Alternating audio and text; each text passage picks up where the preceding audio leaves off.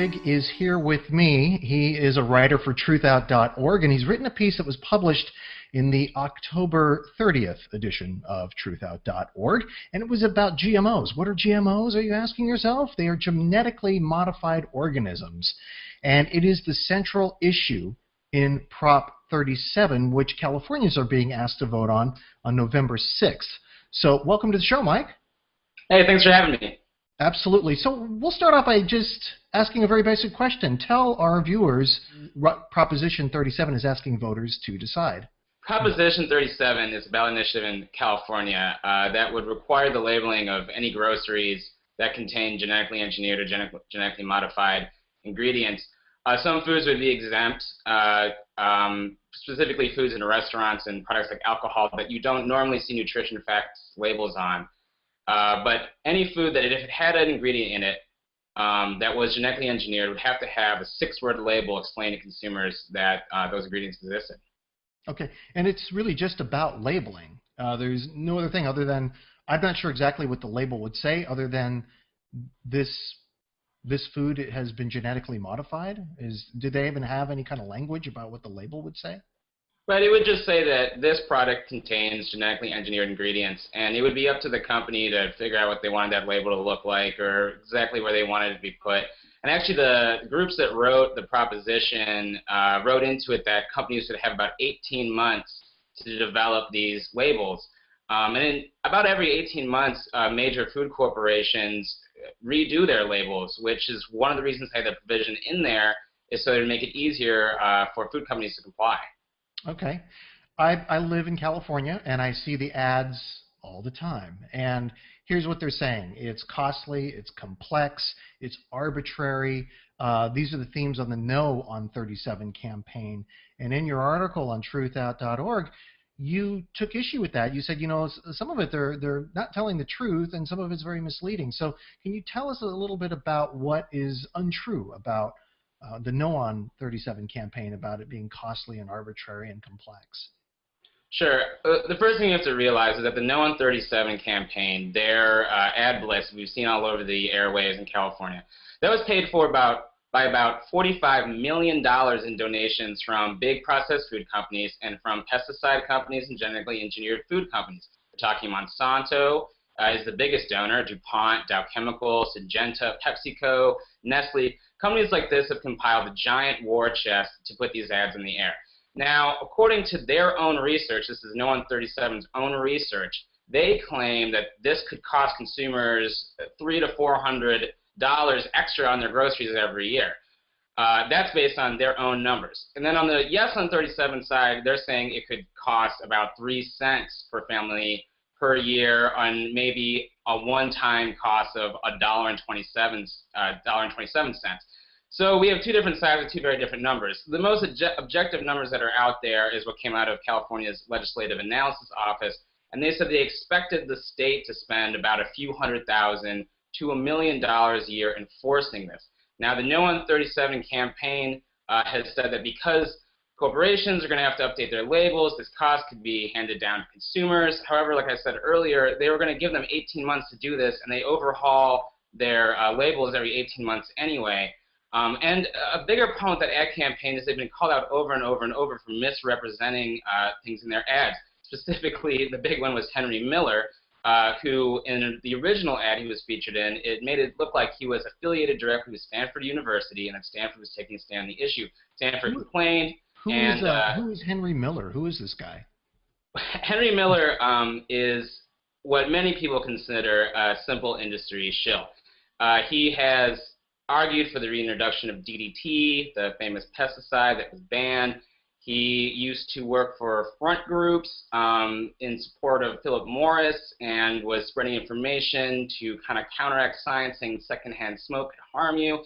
He has a history going back to his time in the FDA, where he worked in their initial biotechnology office in the late 80s and early 90s, where he specifically and very ardently argued for the industry, saying that all genetically engineered products are the same as regular foods and should never be tested by the government and should be given a free regulatory pass. He no longer works for the FDA. In fact, in another ad he was featured in, They said they misrepresented him as being an FDA employee, but he hasn't been in over 2 decades. So we've had these kind of factual problems with the No on 37 ads that have been called out over and over again by watchdog groups and by newspapers. It's almost like the X-Files. The smoking man is out there shilling for Monsanto. You can't write this stuff. I mean, you can't make this stuff up, actually. So this whole thing, going back to the price, okay, the $400 a year cost, which is what the ads are saying, which is what the No on Prop 37 are saying, versus the $1.27 to 3 cents that the Yes on 37 is saying that this is going to cost. What you're saying is that food companies already update their labels every 18 months, and we don't see a sizable increase in the amount that we pay for that food just because of the relabeling. Is that what you're essentially saying? Absolutely. Okay.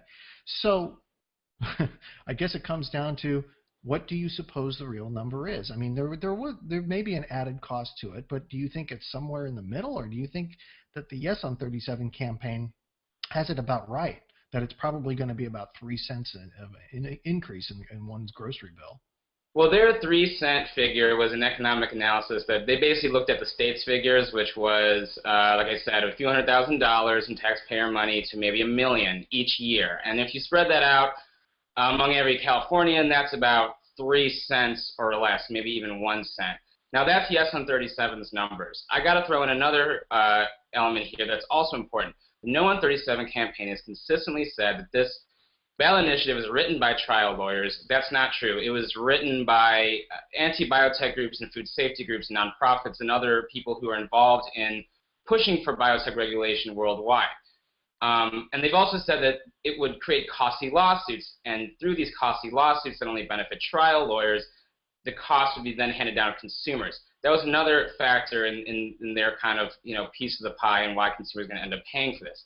Now, I've talked to several nonprofit groups who have helped write Proposition 37, and they assured me that there were no trial lawyers involved, and they wrote it specifically to avoid frivolous lawsuits, and that basically No on 37 just made that up to scare people.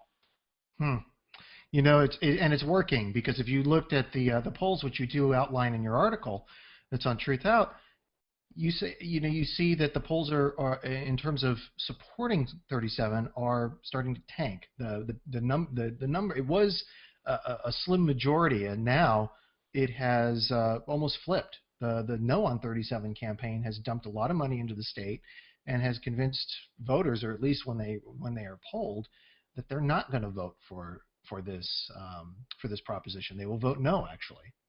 It's completely flipped. Ever since the millions and millions of dollars were injected into the ad campaign, funded by Monsanto, funded by DuPont, the support for Proposition 37 didn't just drop. It's actually, according to one poll, it's down in the polls by a few percentage points. Whereas in early September, Proposition 37 was looking at support, like 67% of voters in support, 25 opposing. That can be, attributed to voters' attitudes basically towards the idea of genetically engineered crops. When you hear genetically engineered or genetically modified, it sounds a bit scary. And of course, when you hear labeling initiative, you hear, I want to know what's in my food. Of course I would support this. But in the No on 37 ads, they brought doctors, they brought out so-called experts like Henry Miller, assuring everyone that this was only going to cost money and that these foods are completely safe. They even had farmers in there. What's that? They even had farmers saying that on the No on 37 campaign. Right, and when you have $45 million compared to the Yes on 37 campaign, which raised about $7 million, it was much easier for them to get their message out than the Yes on 37 message, and it worked. It worked in their favor. Talk about advertising working, huh? So tell us a little bit about the relationship between the increased use of pesticides and GMOs, genetically modified organisms. Right, a big part of this debate is whether or not GMOs are actually bad for you.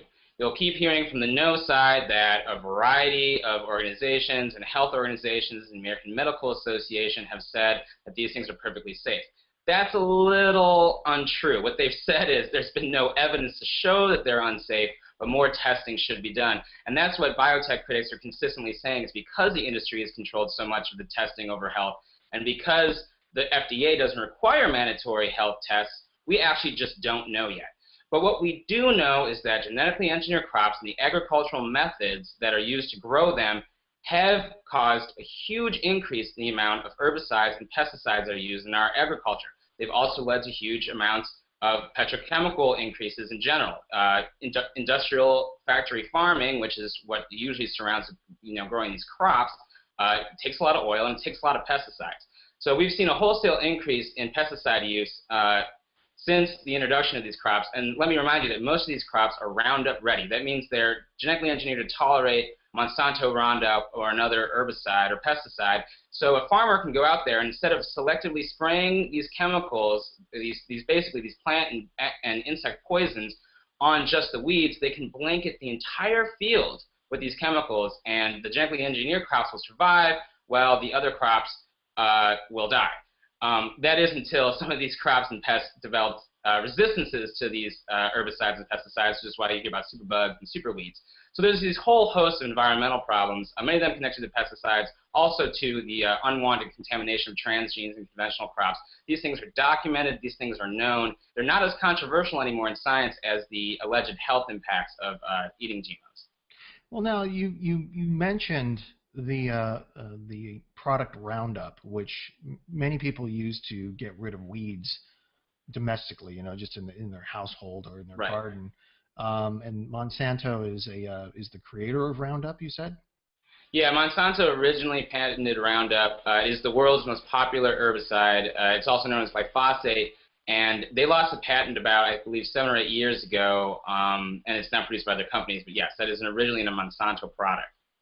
But wasn't there something, it may have been in your article or it may have been another source that I was referencing, but when the GMOs become resistant, or the superweeds and so forth become resistant to something like a Roundup, that, circling back to this guy, Henry Miller, was proposing another herbicide that was sort of basically half strength of DDT that could be used, that when superweeds become resistant to Roundup, well, we'll just start using something that's basically DDT light. Right. I mean, that's already happening. I mean, farmers are having to use tougher and more toxic herbicides right now because of the superweeds and superbug problem. I mean, if you can't kill them with Roundup, which is what you've been using, you got to go for the tougher stuff.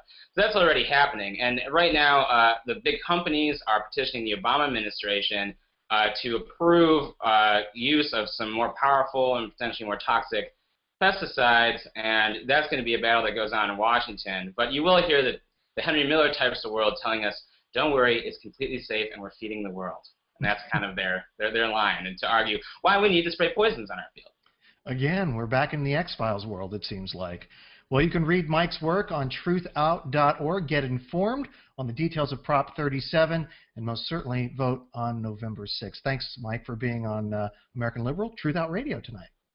Thanks so much for having me.